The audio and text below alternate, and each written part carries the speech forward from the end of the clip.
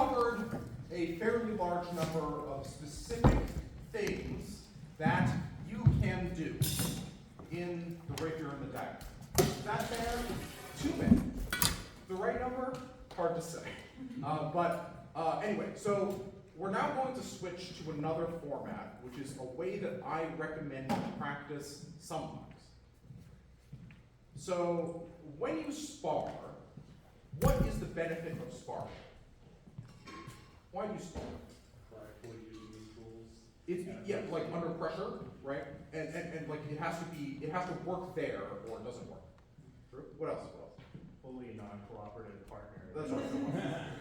Right, because if you're just drilling, you're not fighting. Yeah. You know, and there's a lot of things you learn from sparring that you can't get from drilling, right? Amen to that. What are they intending to do to you? You know, a million things. What happens if it's fast? You know, what do you do? Learning how to read things. Yeah, like learning how to read words. That's the saying, read people. What else? What else is good? What else is? How much of it you've actually internalized with your actions, because you're not gonna have time to think about it. Right. Yep, that's right, right. What's that training stamina? Yep, stamina, absolutely. What's bad about it? What's bad about sparring? It can be wild. Yeah, it can be one, you can get hurt. Sure, of course, absolutely. What else? Structure sound really easy. Yeah, and you start to rely on the things that are good already, which is maybe my main point, but you know, I'm leaving there. But anyway, what else? You get rid of the fancy stuff and you start concentrating more on the basics. Yeah, so you kind of stop learning new things, and then the things that you already know are better. So is that good or is that bad? I would say it's a sometimes food, right? So you know we've got to spar a fair amount because it's actually very difficult to do this, and you need to be able to like produce it fluently and quickly at high speed. But the problem is if you just spar, you never learn anything. And then, you know, I know a lot of people like this in HEMA who are in the tournament, and I see them and I say, man, this person really does only know how to do two things. And those two things are real good. But what if they knew more things? Would they be better? They'd be better, right? Like, probably. But they'd certainly be more impressive to me, personally. I'm not impressed if someone can only do two things.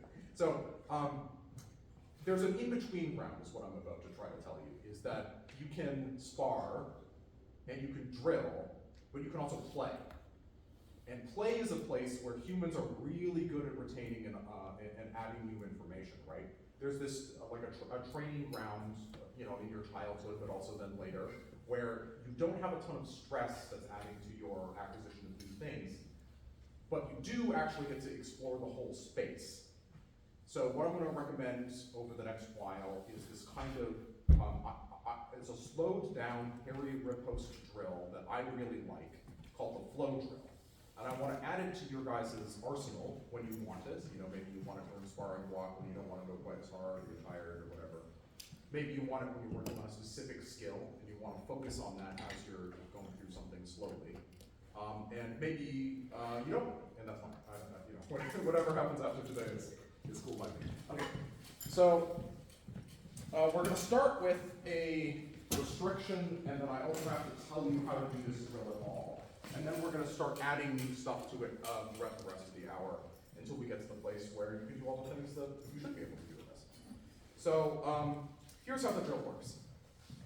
You and your opponent are going to take turns making an attack.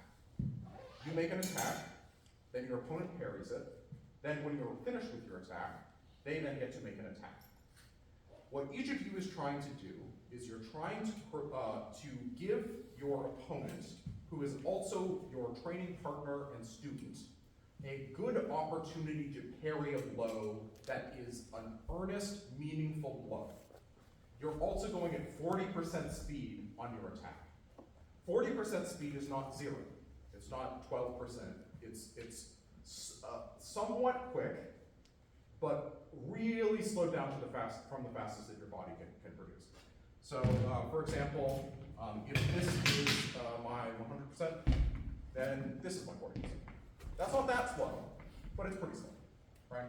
So, when you're going back and forth like this, you are not trying to win the drill.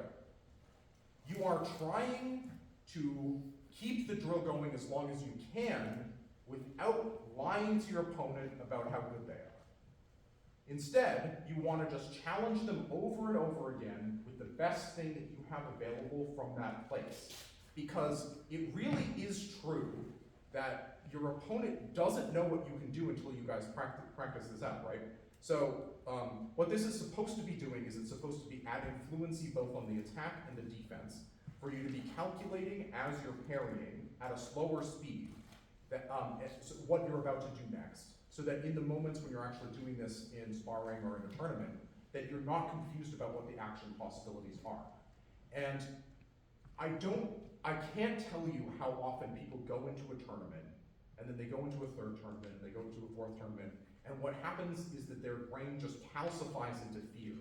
But you need to keep it open, and you need to be thinking about, like, what are all the things that I actually can do in a given scenario, what's possible, what's good.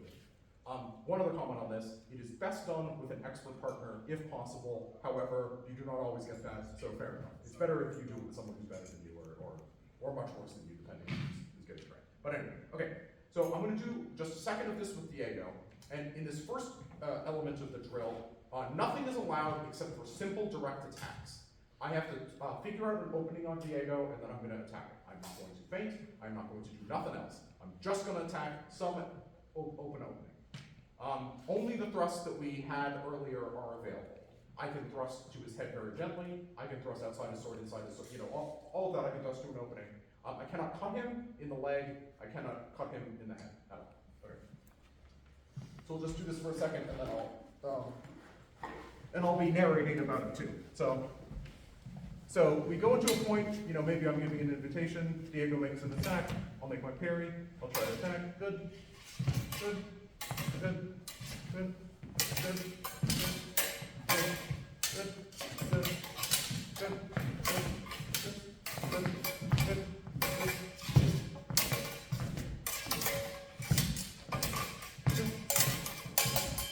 good.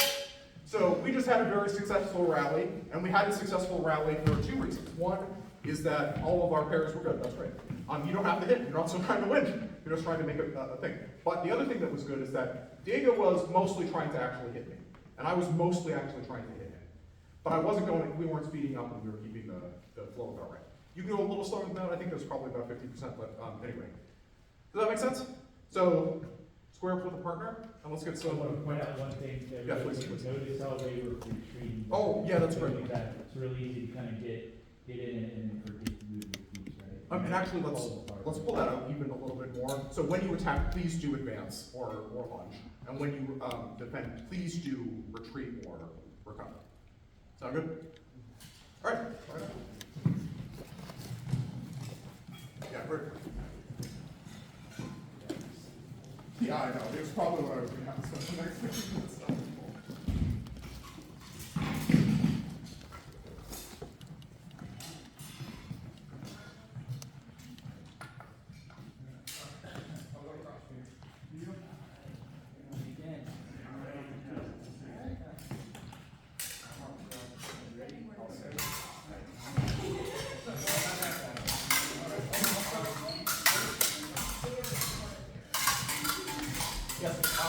Wait until the attack runs.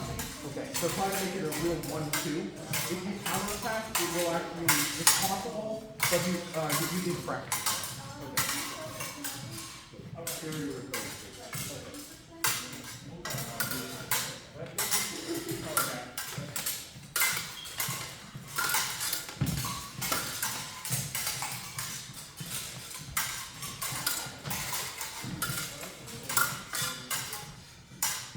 Really Good.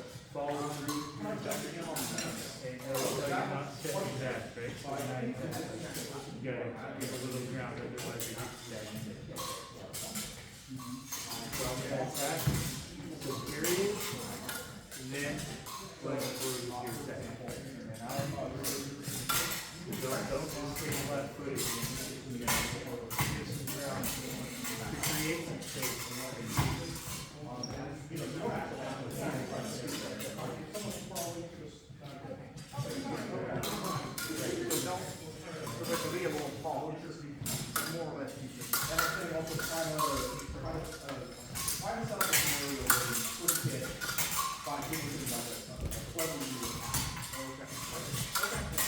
period.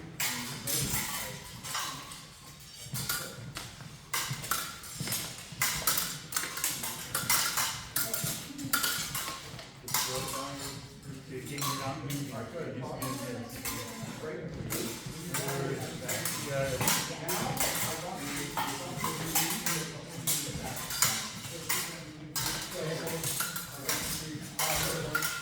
So long.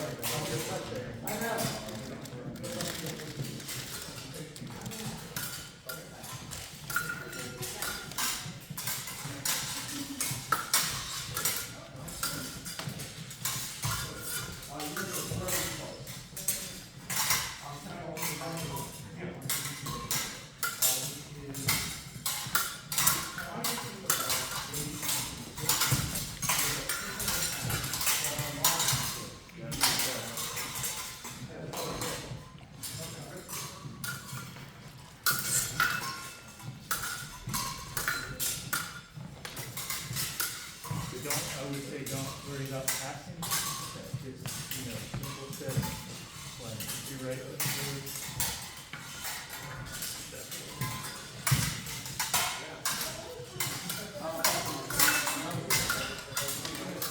So again, you're kind of moving it just enough.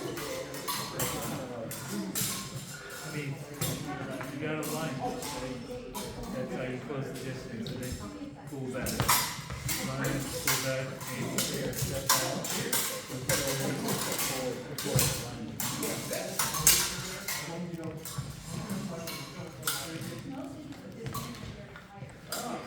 So don't wait so long to period. Period, go.